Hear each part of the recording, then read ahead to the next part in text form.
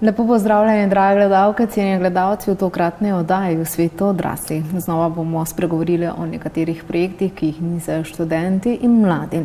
No, najprej pa se bomo posvetili za že tradicionalni krvodajalski akciji z naslovom Poženi srce, daruj kri, ki jo pripravljajo študentski svet Univerze v Mariboru. No, z menoj pa je njihova predstavnica Iva Jajčevič. Lepo pozdravljeni. Pozdravljeni. Torej, pod sloganom Poženi srce, daruj kri za že 14. leto zapored poteka krvodajalska akcija, ki ste nekako začeli v študentskem svetu Univerze v Mariboru skupaj s ostalimi sodelavci univerze in seveda namenjene pravzaprav vsem fakultetam, torej vašim članicam in pa študentom. Kako se je vse skupaj začelo in čemu? Torej, v bistvu se je začelo nekako z idejo oziroma željo, predvsem v študentih, prebuditi ta neki altruizem in spodbuditi k darovanju. Vsekakor kri je neka taka stvar, ki je v medicini nenadomestljiva in iz tega razloga moramo konstantno imeti zaloge krvi na voljo. In ravno tu je idealna priložnost, da po eni strani pridobimo te zaloge, po drugi strani pa nekako spodbudimo, aktiviramo mlade. Zdaj, večina teh krvodajalcev, ki so redni, so nekako že tam okoli 50. leta in tudi nekoliko čez, kar pomeni, da kmalu več ne bodo mogli darovati in si ravno na študentskem svetu prizadevamo, da nas aktiviramo, da mi prevzamemo to odgovornost nase. Torej vsi mladi nad 18 let. Tako.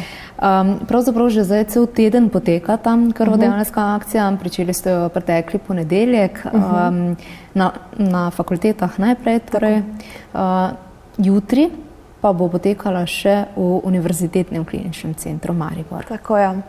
Prejšnji teden je potekala na pedagoški fakulteti za naravoslovje, matematiko in pa na filozofski fakulteti. Zdaj po torek je potem potekala na Centru za transfuzijsko medicino v Mariboru, tako se rekli, to je Univerzitetni klinični center. Enako bo tudi jutri potekala tam, danes pa smo bili v bistvu na tehniških fakultetah. Sicer, čeprav na nek način nagovarjate s to akcijo študente in pa druge zaposlene na univerzi, pa je namenjena širšemu krogu krvodajalcev oziroma tistim, ki želijo dajati to pomembno življenjsko tekočino. V bistvu lahko pride kdorkoli, krvodajalci v bistvu so vedno dobrodošli, nikoli jih ni premalo.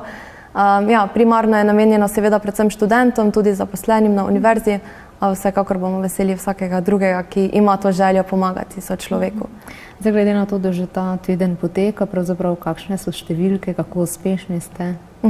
Vsega skupaj smo nekako prejeli približno 129 prijavljenih. Zdaj, prejšnji teden na tistem kompleksu pedagoške, filozofske in za naravoslovje in matematiko je nekako prišlo 60 udeležencev, od tega je približno 35 jih lahko darovalo kri, drugi dan jih je potem 18 lahko darovalo. Zdaj bomo pa videli, kakšne bodo številke ta teden. Obeta se v bistvu zelo dobro, nekako tudi beležimo kot ena izmed boljših akcij do zdaj. Tako da smo res izjemno veseli tako dobrega odziva študentov. Gre za eno humano gesto, ki jo na nek način tudi prenašate na mlade. Pravzaprav, zakaj ste se tega torej vendarle lotili za to humanitarno oziroma humano noto v samem svetu in pa seveda, kaj je tisto sporočilo, ki ga želite dati mladim? Mi se v bistvu predvsem trudimo v sklopu naših akcij tudi ozaveščati mlade in podati neke podatke. Krvodajalstvo se mi zdi, da je kar nekako šlo v pozabo malo, ljudje več sploh ne vemo, da imamo na nek način ta možnost, tako preprost način darovati kri. V bistvu traja samo 10 minut. Res, v bistvu, če smo dobro pripravljeni, upoštevamo vse kriterije, v bistvu ne bi smelo nekih težav biti. No in ravno zato tudi na naših socialnih omrežjih pred akcijo vsak dan oziroma vsak teden več nekih takih informacij damo. Naprimer, da moraš biti polnoleten, da moraš imeti nad 50 kg zdravega počutja in tako dalje. Torej, da si res prepričamo, da pridajo zdravi ljudje, tisti, ki so sposobni samega darovanja. Kaj pa vam, članom študentskega sveta Univerze v Mariboru, pomeni ta akcija, ki ste torej zagnali pred 14 leti? Nam v bistvu vsekakor pomeni, da smo vseeno še vedno pripravljeni pomagati ljudem z enim darovanjem, namreč lahko rešimo tudi do 3 ljudi. In se mi zdi, da je to nekaj neprecenljivega. Mi smo res veseli vsakega, ki pride, tudi za tiste akcije, ki so mogoče manj uspešne bile. Smo vseeno bili veseli, ker smo vedeli, da smo naredili nekaj dobrega. In vsekakor, ko se zaveš, da nek bolnik, nek ponesrečenec ne bi mogel brez te krvi preživeti, pač mislim, da drugega kot to ne moreš pričakovati, drugega kot to niti ne rabiš v bistvu, ker je to zadovoljstvo dovolj. Torej pravite, da je letošnja akcija na nek način verjetno ena najbolj obiskanih. Vsekakor. Res letos je odziv boljši, verjetno ravno zato, ker res poudarjamo, predvsem na to ponujamo ljudem informacije in kriterije, ker se mi zdi, da je velikokrat nekako ta faktor neinformiranosti tudi mogoče nek dejavnik, ki povzroči strah v ljudeh, ker ne vejo, kaj pričakovati. Tako, ja. Dobro, to je ena izmed humanitarnih oziroma humanih akcij, ki jih peljete torej v Študentskem svetu Univerze v Mariboru, ampak ste sicer dejavni tudi med celim letom. Poznamo projekt zbiranja zamaškov, ki je bil zelo uspešen v preteklem študijskem letu, pa še verjetno, kaj se bi najdlo zdaj v decembru, kaj torej nas še čaka? Ja, ravno v tem času tudi poteka akcija zbiranja igrač in sladkarij za otroke iz socialno ogroženih družin. Tukaj nam pomaga Zveza prijateljev mladine. V bistvu imamo nastavljene škatle po vseh knjižnicah naših članic, torej na fakultetah in pa tudi v univerziteti kliničnem v bistvu knjižnici. Skratka, škatle so nastavljene, dobro označene, študentje, zaposleni, kdorkoli mimoidoči lahko v bistvu v škatlo dajo igrače, lahko dajo tudi sladkarije in jih potem bomo v bistvu 16. decembra predali Zvezi prijateljev in potem bojo oni razdelili svojim družinam. Vsaka igrača oziroma sam namen že šteje, ne? Tako. Veliko je verjetno otrok tudi iz preteklih let, ki potrebuje našo pomoč, ki morda nima te topline med prazniki, ki jo ostali dobimo. Ja. Res želimo si v bistvu, da bi prazniki res bili za vse in da tudi tisti starši, ki ne morejo svojim otrokom privoščiti, pa vseeno mogoče na kak drug način v bistvu dobijo ta darila, da ne razočarajo na nek način svojih otrok, ker vemo, da je nekako hudo, če veš, da tvoji vrstniki lahko dobijo nekaj, ti pa ne. Zagotovo. Bili ste pa tudi uspešni z akcijo zbiranja zamaškov, ki je sicer potekala v preteklem študijskem letu, ampak ne toliko nazaj, pa morda, če malo rišemo to in pa seveda, kakšno leto je sploh za vami, glede na to, da smo res tik pred iztekom. Ja, torej, tako ste omenili, zamaške smo nekako zbirali v prejšnjem študijskem letu. Čez poletje smo te zamaške po članicah pobrali, predali družini in v družina v bistvu potem za to prejela nek denar. Zbirali smo za fantka za cerebralno paralizo, tako da smo omogočili vsaj nekaj terapij, ki so sicer res izredno drage.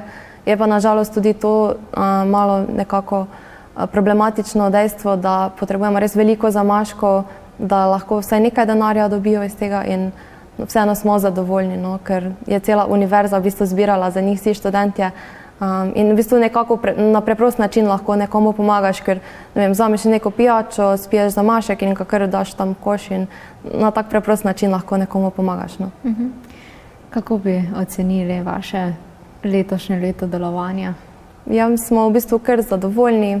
Tudi nekaj ozaveščanj smo izvedli, recimo v oktobru smo tudi ozaveščali o raku na dojki, izvedli smo tudi delavnico, predvsem namenjeno zaposlenim, ker nekako se mi zdi, da še pri mladih ni tako najbolj aktualna v bistvu problematika, čeprav bi se v bistvu že mlade punce morale v bistvu bolj s tem ukvarjati in se bolj zavedati, da tudi lahko nas doleti. Ampak vseeno smo nekako prišli bolj v bistvu zaposleni na to delavnico. Potem tudi v sklopu Svetovnega dneva boja proti AIDS-u, 1.12. smo tudi recimo ozaveščali ljudi, potem to preko socialnih omrežij ali kak drugi način. Se mi pa zdi, da ste tudi tako zelo usmerjeni s temi dobrodelnimi akcijami, med drugim predvsem na tiste naše najmlajše. Zakaj? Ja, nekako na mladih, na otrocih svet stoji in se mi zdi, da če v bistvu lahko že mladim otrokom v bistvu prikažeš, da smo na svetu še dobri ljudje, ki želimo pomagati, da bodo tudi oni to sporočilo prenašali dalje.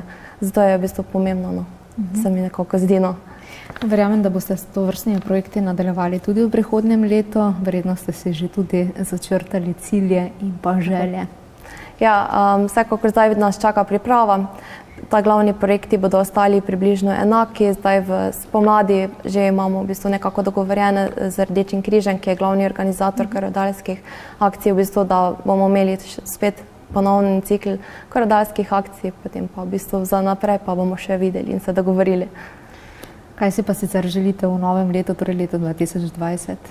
Vsekakor si želimo, da bi študentje postali bolj aktivni, da bi še bolj sodelovali, predvsem na humanitarnih stvareh, da bi se bolj aktivirali in v bistvu ugotovili, da ni študij vse, kar v bistvu je za nas v tem trenutku, ampak da smo lahko tudi ob študiju pri pravi organizaciji, da si lahko nekako tudi vzamemo čas za kaj drugo, mogoče pomagamo tudi sočloveku, ali pa v bistvu navsezadnje, da se lahko udeležijo tudi kakih drugih stvari, delavnic, ki bomo jih priredili za njih, ne samo humanitarnih. Dobro, od teh bomo še obveščali, ne? Zagotovo pa tudi na vašem Facebooku in na spletni strani in na drugih socialnih omrežjih najdejo veliko informacij, ne? Ja. Dobro, želim vam se lepo in pa seveda čim bolj uspešno in zagnano leto 2020. Hvala. Tako, drage gledalke in gledalci, vi pa ostanite v naši družbi, kajti v nadaljevanju bomo spregovorili o projektu Mala kuhna. Ostanite z nami.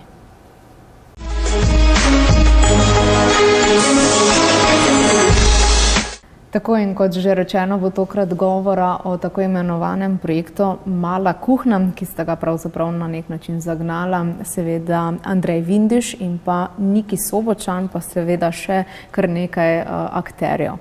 Pravzaprav najprej dobrodošla v studio. Hvala. Dober dan. Torej Mala kuhna, zakaj, čemu in kako se je torej sploh porodila ta ideja? Štartali ste za idejo nekje februarja letos, ne, in zdaj že uspešno delate. Ampak najprej za začetek, zakaj sploh gre? Ja, same korenine Male kuhne so se začele že 2 leta nazaj. Takrat, ko smo ugotovili, da jaz rad kuham, pa da Deni, njegov brat, ki je pač takrat bil neki soustanovitelj,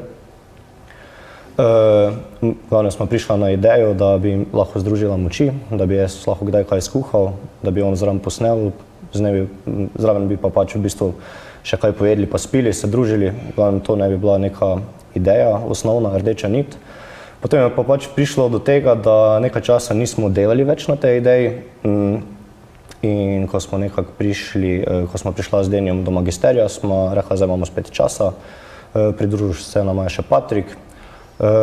In potem smo vsi trije začeli nekako snovati na tej ideji. Rekli smo pač, da bi bilo fajn, da je skupina nekako večja, da imamo več ljudi, ki stoji za to idejo in pridružil se še Niki ter Kristjan in pa Luka. In pol se je vse skupaj začelo nekako odvijati okoli tega, da smo želeli predstaviti širši javnosti, torej preko družbenih omrežij, neke preproste recepte, ki so zanimivi, ki se dajo preprosto skuhati. In vse skupaj se je pol začelo nekako nenadzorovano odvijati in zdaj smo tu, kjer smo, ki pač pripravljamo recepte, kuharske prispevke, kuharske dogodke in tako dalje. Koliko receptov oziroma koliko kuharskih kreacij, če lahko temu tako rečem, je že nastalo? Ja, zdaj se približujemo 100. objavi. Objave vključujejo videoposnetke, fotografije in pa poleg tega imamo še tudi sodelovanja z pridelovalci slovenskih izdelkov kulinaričnih in s totimi videi pa se približujemo številki 4, če se ne motim. Ja, do zdaj smo imeli 4 sodelovanja. Imeli pa smo že prispevke o izdelavi japonskih nožev. Pol smo imeli z oljčnim oljem Morgan iz Primorske, pa imeli smo še z pivarno iz Maribora, pa še Spoklavec Family Wines. Spoklavec Family Wines. Pa zdaj delamo na projektu Zenjami Sushi, pa še nekaj skritih projektov, ki bo zaenkrat ostali skriti. Se tudi vi ste na nek način takole skriti, sicer ja, objavljate vse te recepte in dogajanje, ki je na spletnih omrežjih oziroma socialnih omrežjih, spletne strani, ampak vendarle, ne, na nek način je to namenjeno študentom. Ste že kaj poskusili, da bi pa morda kakšen večer priredili ali pa kaj podobnega? Ja, v bistvu se je šlo za to, da že od samega začetka smo ciljali bolj na študente kot pa kogarkoli drugega, ker tudi živimo v študentskih domovih, v študentskem okolišu in nekako je zdaj pač naneslo, da gremo oziroma poskušamo stopiti izven tega kroga, tako da ja, tudi razmišljamo okoli kakih kuharskih dogodkov ali pa kulinaričnih delavnic, recimo, kjer bi se ljudje lahko naučili tudi v živo kaj skuhati z nami. Pravite, da niste iz te branže kuharstva, gostinstva, čisto tako, ampak vas združuje ljubezen do kuhanja, ne? Ja, vse je v bistvu nekako ljubiteljsko, pa zaenkrat temelji tudi vse na velikem prijateljstvu, tako da se pač trudimo v bistvu nekako vsak za sebe in vsak za en drugega, da bi nam pač to uspelo. Recimo Niki, tako iz prve roke, kako to, da ste se pridružili, postali člani in seveda kaj je tisto, kar vas na nek način zdaj motivira, da ostajate v tej mali kuhinji? V bistvu smo že mi bili veliko prej prijatelji in mi se lotimo vsakega projekta kot prijatelji, tako da smo skupaj, skupaj držimo, tako da je bilo že avtomatsko, da sem tudi jaz pripadnik. Sploh še nisem bil na sestanku zraven, pa so me že šteli kot člana. Ja, sploh nismo vprašali, saj ni imel izbire. Ni imel izbire, ne? Tako da ja, drugače pa kaj me motivira, da sem še del te ekipe, je pa to, da nekaj poskušamo delati na nivoju, da probamo zaveščati o pravilni oziroma zdravi prehrani, tako da je tudi to zdravo in dobro, fino, pa da se imamo zdravo in fajn, to pa je najbolj v bistvu, da nekaj dobrega napravimo, pa se hkrati imamo fajn. Pa ideja je kar tako prišla ali je bil že kakšen klik prej?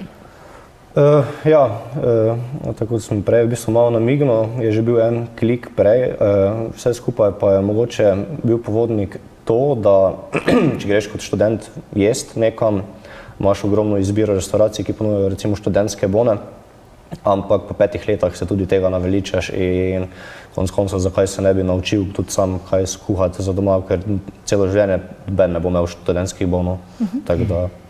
Koliko odštejete recimo za eno pripravo enega recepta, ki ga posnamete seveda? Do zdaj v bistvu smo delali tako, da smo imeli nek budžet, 40-50 evrov in je vedno naneslo tako, da je budžet nikoli ni recimo prekoračil 5 evrov na nek obrok. Zdaj pa to pomeni, ok, mogoče je, mislim, nek obrok iz teh 50 evrov prišel 6 ali pa 7 evrov, drugi pa zato 2 ali pa 3 samo, ne. Tako da ja, vse je v bistvu v dosegu študentske denarnice. Sicer pa kuhate, se posvečate bolj takšnim zdravim obrokom ali vse pomalo? Ja, nekako delamo sezonsko. Zdaj, ko smo se zimi približali, bo recimo Nikiju dosti ljubo obdobje, ko bo več mesnih izdelkov. Poleti pa seveda pač... Tradicionalne slovenske hrane, ne? Poleti pa kakšne solate, pa ribe, pa glavno, da je sezonsko vse.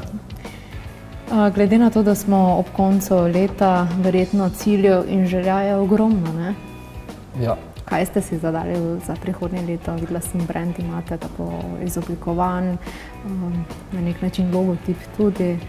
Kam strmite? Prvi cilj je po mojem društvu, na tem delamo že kar nekaj časa, kar je kar malo žalostno, glede na to, da je v Sloveniji toliko društev. Mi se pa v bistvu že imamo nekaj izoblikovano in pač imamo res težave z odprtjem. Potem pa čim več verjetno kakih kvalitetnih dogodkov. Pa čim več prispevkov z slovenskimi pridelovalci hrane, da tudi to, na tem tudi bomo delovali, da bomo... Se pravi, želite tudi lokalno predelano hrano spodbujati, jo promovirati? Ker je, mislim, iz moje strani, moj pogled je na to tako, da je prav žalostno, da nek slovenski, recimo v tem primeru kmet, ki se pač trudi in ne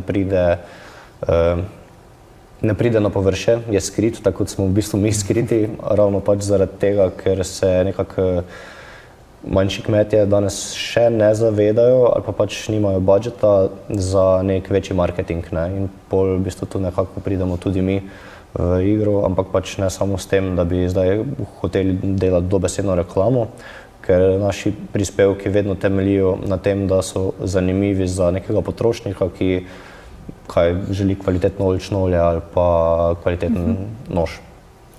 Dobro, morda še kakšne druge želje, glede na to, da smo ob koncu leta, prihaja novo? Da bi bilo verjetno čim več takšnih, ki bi se vam priključilo, ne? Ja, v bistvu trenutno predvsem iščemo še enega kuharja ali pa kuharico, ki bi sokreirala naše ideje, ker tako kot tisti, ki nas spremljajo, lahko vidijo, se pač zadeva širi, raste in samo vprašanje je, kako velika ekipa bo mogla naslednja ekipa oziroma kako veliki bomo morali biti čez kako leto, da nam bo vse v bistvu uspelo, kar si želimo. Dobro, samo to še tisti, ki bi vas želeli spremljati in seveda morda še do zdaj vas niso zasledili, ki vas torej vse najdejo. Facebook, Instagram. Ja, pa YouTube kanal. Pa jutri na Štuku, kjer bomo kuhali bograč. Ja, tako da, dragi študenti in študentke, lepo ste vabljeni. Jutri na Bograču je Winter Edition, ki ga skupaj organiziramo z Klub študentov Lendava. Kuhali pa bomo pred gostilno Štuk. Od kdaj naprej? Kuha se začne ob 12, tako da od 12 naprej nas najdete pred Štukom.